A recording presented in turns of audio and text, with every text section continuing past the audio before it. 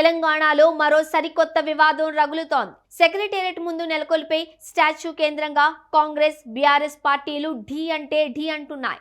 తెలంగాణలో కేసీఆర్ ఆనవాళ్లు చెరిపేస్తానంటూ బహిరంగంగానే ప్రకటించిన రేవంత్ రెడ్డి ఆ దిశగా అడుగులు వేస్తున్నారు. తెలంగాణ గీతం, తెలంగాణ రాజముద్ర మార్చేస్తానంటూ ఆ మధ్య చర్యలకు ఉపక్రమించారు. కానీ రాష్ట్ర వ్యాప్తంగా వెల్లువెత్తిన నిరసనలతో రాజముద్రను మార్చే కార్యక్రమాన్ని పక్కకు పెట్టారు.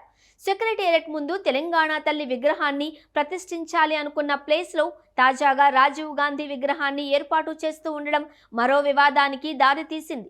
సచివాలయం ముందు రాజీవ్ గాంధీ విగ్రహ ఏర్పాటుకు సన్నాహాలు చేస్తోంది కాంగ్రెస్ ప్రభుత్వం. విగ్రహం నెలకొల్పే ప్రాంగణాన్ని మంత్రులు పొన్నం ప్రభాకర్, పొంగులేటి శ్రీనివాసరెడ్డి పరిశీలించారు. వారితో పాటు ప్రాంగణాన్ని పరిశీలించిన వారిలో వేం నరేందర్ రెడ్డి, మహేష్ కుమార్ గౌడ్ ఉన్నారు. ఇప్పటికే రాజీవ్ గాంధీ విగ్రహాన్ని సిద్ధం చేశారు. ఈ నెల 20వ తేదీన రాజీవ్ గాంధీ జయంతి సందర్భంగా ఆయన విగ్రహాన్ని ఏర్పాటు చేయనుంది రాష్ట్ర ప్రభుత్వం. ల్యాండ్స్కేపింగ్, ఇతర పెండింగ్ పనులను త్వరగా పూర్తి చేయాలి అని ప్రభుత్వం ఆదేశాలు జారీ చేసింది. రాజీవ్ గాంధీ విగ్రహ ప్రాంగణ మ్యాప్ను పరిశీలించి పలు సూచనలు చేశారు మంత్రులు పొన్నం, పొంగులేటి.